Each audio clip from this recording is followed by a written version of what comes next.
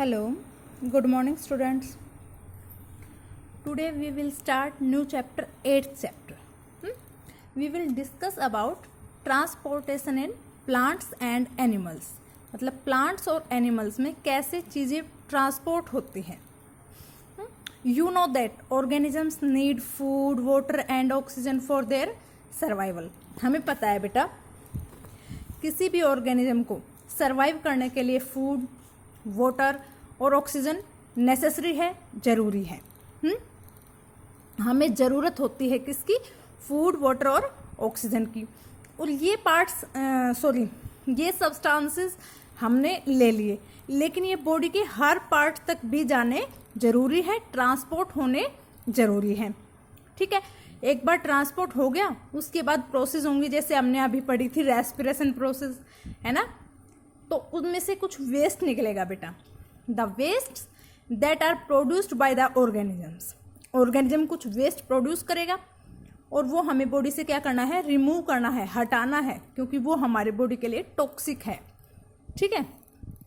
These wastes are transported and collected in an area from where they are removed. अब जहाँ से remove होने हैं वहाँ तक वो वेस्ट मटेरियल लेके जाना है, वहाँ तक वो वेस्ट मटेरियल ट्रांसपोर्ट करना है. ठीक है, बात समझ आई? The process of movement of substances from one location to another. Substances की मूवमेंट होना एक लोकेशन से दूसरी लोकेशन तक किसी ऑर्गेनिज्म में. ठीक है, चाहे वो प्लांट हो चाहे वो एनिमल हो. इस प्रोसेस को, इसको हम क्या कहेंगे? Transportation. The process of movement of substances from one location to another in an organism is known as transportation. Okay, आपको पता है बेटा, टू टाइप के ऑर्गेनिजम्स होते हैं. यूनिसेलुलर जो सिर्फ एक सिंगल सेल से बने होते हैं, और मल्टी सेलुलर जो बहुत सारी सेल से मिलकर बने होते हैं. यूनिसेलुलर है, एक सिंगल सेल है, जैसे अमीबा है. इसमें वेस्ट इसको बाहर निकालना है, प्लाज्मा मेम्ब्रेन से डिफ्यूजन के थ्रू बाहर निकाल देगी. बाहर से अंदर लेना है डिफ्यूजन के थ्रू, ऑस्मोसिस के थ्रू बाहर से अंदर ले लेगी. सिंपल सी प्रोसेस है बेटा, इसमें इसको कोई दिक्कत नहीं है. लेकिन जैसे प्लांट्स हैं, ह्यूमंस है ना, बफेलो है, काऊ है, कोई भी एनिमल है, उनके डिफरेंट पार्ट होते हैं जो डिफरेंट फंक्शंस करते हैं. किसमें? ट्रांसपोर्टेशन के लिए. और वो आपस में कनेक्टेड भी रखते हैं बेटा. ठीक है, जो अनवांटेड मटेरियल है उसको बॉडी से एलिमिनेट कर दो, और जो हमें चाहिए उसको ले लेते हैं. और ये तो डिफ्यूजन और ऑस्मोसिस के द्वारा पॉसिबल नहीं है, क्योंकि हमारी बहुत सारी सेल, फिर सेल से टिश्यू, टिश्यू से ऑर्गन से ऑर्गन सिस्टम, और फिर जाके पूरा ऑर्गेनिज्म बनता है. तो यहाँ पर सिर्फ डिफ्यूजन और ऑस्मोसिस से काम नहीं चलेगा, मतलब कोई और प्रोसेस होगी, है ना. अभी उसी के बारे में पढ़ेंगे हम. इन प्लांट्स में water and minerals from the soil are taken up by roots and distributed to leaves. क्या कह रहा है? प्लांट्स में वाटर और मिनरल्स है, कहाँ से मिलते हैं? सोइल से मिलते हैं. हम पानी किस में डालते हैं? प्लांट की रूट में डालते हैं, और वहाँ पे सोइल होती है. ठीक है, तो उस वाटर को, और जो सोइल में बेटा मिनरल्स होते हैं ना, जैसे फॉस्फोरस, पोटासियम, जो भी मिनरल उनको चाहिए, जिंक, मैग्नीशियम, मैंगनीज, ये सारे सोइल में प्रेजेंट होते हैं. और वहाँ से वाटर को ऑब्जॉर्ब कौन करता है? प्लांट की रूट्स. ठीक है, हम कभी भी लीव्स में पानी नहीं डालते, हमेशा रूट्स में पानी डालते हैं, क्योंकि हमें पता है कि वाटर को ऑब्जॉर्ब रूट ही कर पाएंगी, और फिर रूट वहाँ से पानी लेके और बाकी पार्ट्स के पास, जैसे लीव्स के पास, बाकी अदर जो ब्रांचेज हैं उनके पास ट्रांसपोर्ट कर देगी. रूट क्या करेंगे? सोइल से वाटर और मिनरल्स को एब्जॉर्ब करेंगे, और बाकी प्लांट पार्ट्स हैं जो, जैसे लीव है, ब्रांचेज है, फ्रूट्स हैं, उनके पास भेज देंगे. ठीक है, ऐसे ही लीव्स, आपको पता है प्लांट्स में लीव है ना, लीव फूड प्रिपेयर करती हैं. तो फूड प्रिपेयर तो कर दिया उन्होंने, लेकिन दूसरे पार्ट्स के पास भेजना पड़ेगा इसे.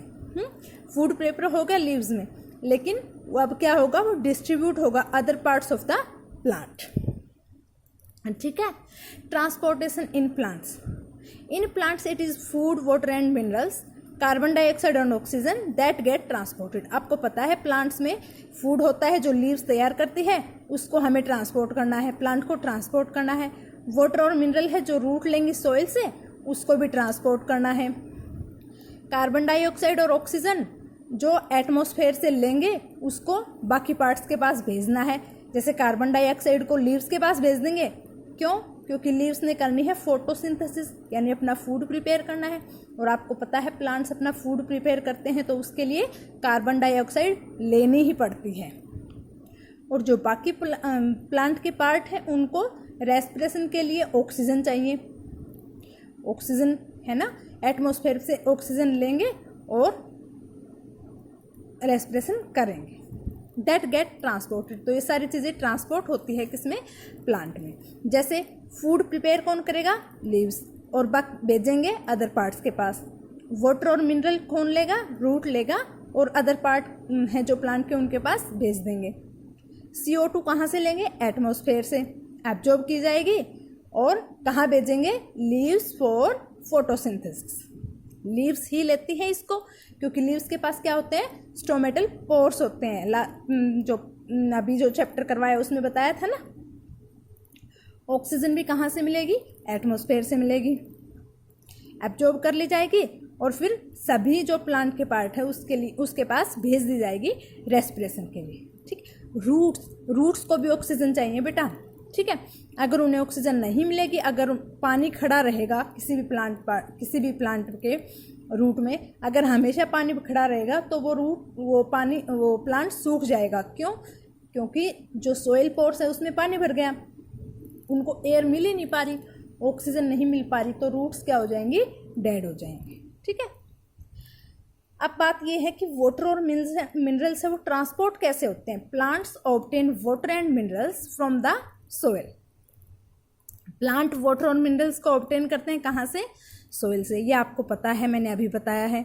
और ये किसके द्वारा डन किया जाता है? रूट्स करते हैं। अब जो root also have root hairs. देखो, जब भी आप कोई प्लांट निकालते हो, प्लांट को उखाड़ते हो, तो देखते हो कि रूट है और रूट के ऊपर छोटे छोटे हेयर्स हैं। ठीक है, उनको हम बोलते हैं रूट हेयर्स। क्यों होते हैं रूट हेयर? ताकि वो रूट ज़्यादा से ज़्यादा वाटर और मिनरल्स को अब्जॉर्ब कर सके, सरफेस एरिया बढ़ा सके, ताकि अपना है ना ज़्यादा से ज़्यादा वाटर और मिनरल्स को अब्जॉर्ब कर सके। इसके लिए सरफेस एरिया बढ़ाते हैं रूट हेयर्स। ध्यान रखोगे? ठीक है, अब अब्जॉर्ब कर लिया रूट ने वाटर और मिनरल्स को। अब उन्हें क्या करना है? ट्रांसपोर्ट करना है प्लांट के दूसरे पार्ट्स के पास। ठीक है, उसके लिए एक ट्यूब का नेटवर्क होना चाहिए, कुछ तो होना चाहिए जिसके थ्रू वो वाटर और मिनरल्स को भेज देगा, और उसको हम बोलते हैं जाइलम। पाइप की तरह होते हैं बेटा। ठीक है, प्लांट्स में पाइप की तरह, नलकी की तरह होते हैं, नेटवर्क सा बना होता है। रूट क्या करेगी? वाटर मिनरल को अब्जॉर्ब करेगी, और जाइलम उसको बाकी प्लांट पार्ट्स के पास भेज देगा। You may compare this to a network of pipeline that bring water to your house from the water purifying units.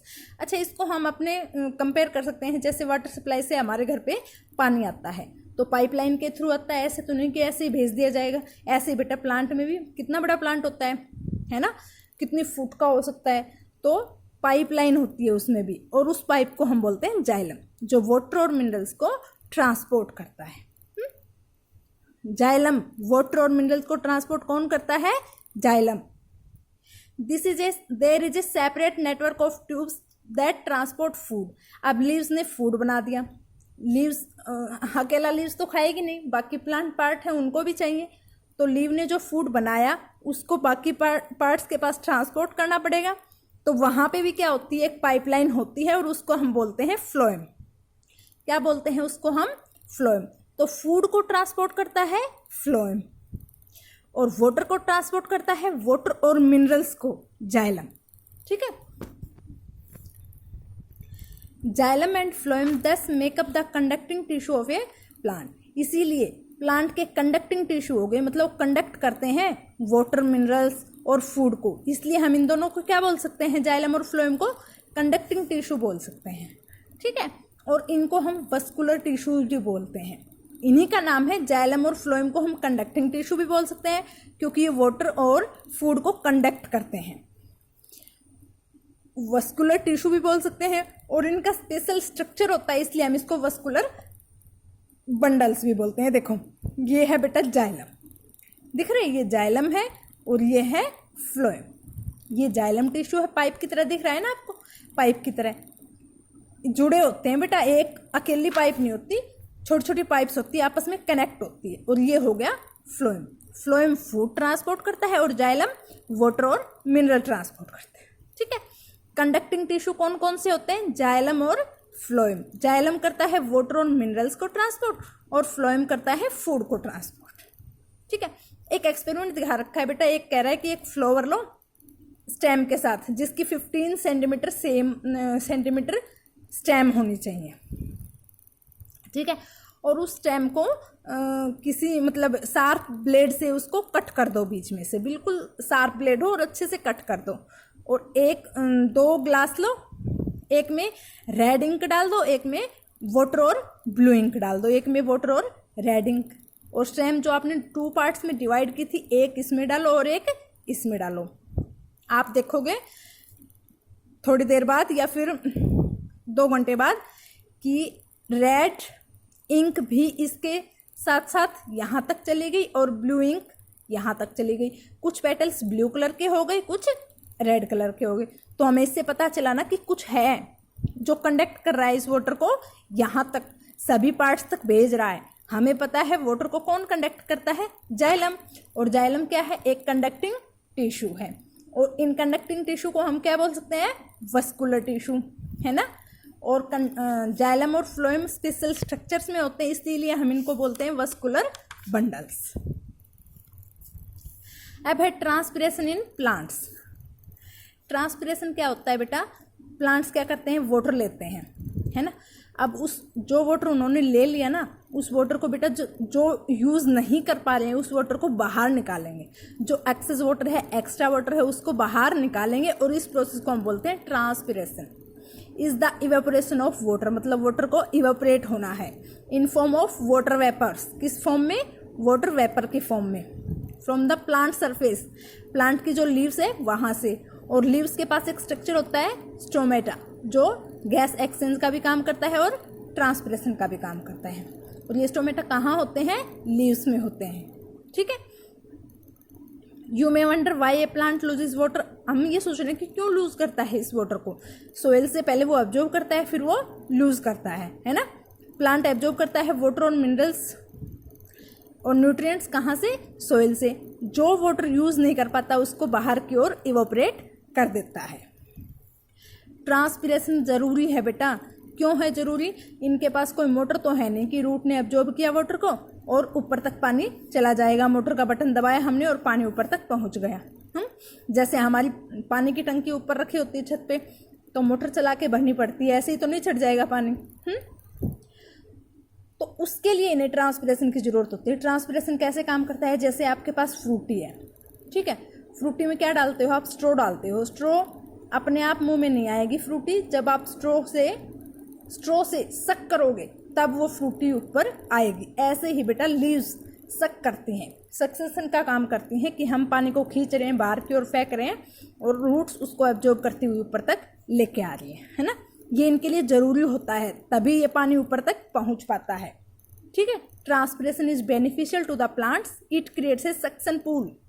खिंचाव सक करने की प्रोसेस होती है बेटा, वो पूल सक्शन पूल क्रिएट करता है, which helps water to be transported to great height in the tall trees. इसीलिए बहुत लंबे लंबे जो प्लांट्स होते हैं, जो बहुत लंबे लंबी ट्रीज होती है, उनमें भी वाटर ट्रांसपोर्ट हो जाता है।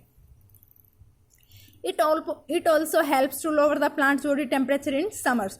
और जब बहुत ज़्यादा गर्मी होती है तो ये अपने आप को कूल रखने के लिए, देखो जब हमें पसीना आता है और पसीना आता है और हम फैन के नीचे आते हैं, बहुत ठंडी हवा लगती है हमें, है ना। ऐसे प्लांट्स भी अपना टेम्परेचर मेंटेन रखने के लिए पानी को बाहर निकालते हैं। और जब वो पानी का सरफेस होता है हल्का सा और उस पर हवा लगती है, तो ये भी क्या होते हैं, इससे इनका मतलब टेम्परेचर थोड़ा सा लो हो जाता है, ताकि ये अपने आप को गर्मियों में भी मेंटेन रख पाएँ। इसीलिए हम ट्रांसपिरेशन को बोल सकते हैं नेसेसरी इविल, मतलब ज़रूरी बुराई है बेटा, जो इनके लिए, हाँ पानी वेस्ट हो रहा है लेकिन इनके लिए ज़रूरी भी तो है। प्लांट के अगर हमें दूसरे पार्ट्स के पास लीव क्या करती है, फूड प्रिपेयर करती है, और फूड प्रिपेयर करने के लिए वाटर तो ज़रूरी है, और वाटर यहाँ तक पहुँचने के लिए क्या करना पड़ेगा, ट्रांसपिरेशन होना ही पड़ेगा। ठीक है, ये कह रहा है बेटा कि एक मेज प्लांट होता है ना, यानी कि मक्का, अपने एक सीजन में 245 लीटर वाटर ट्रांसपिरेट कर देता है। ठीक है, नेसेसरी इविल है ये। ओके, यहाँ तक समझ आया? कोई दिक्कत हो तो पूछ लेना बेटा। ठीक है, थैंक यू। कल हम करेंगे ट्रांसपोर्टेशन इन एनिमल्स।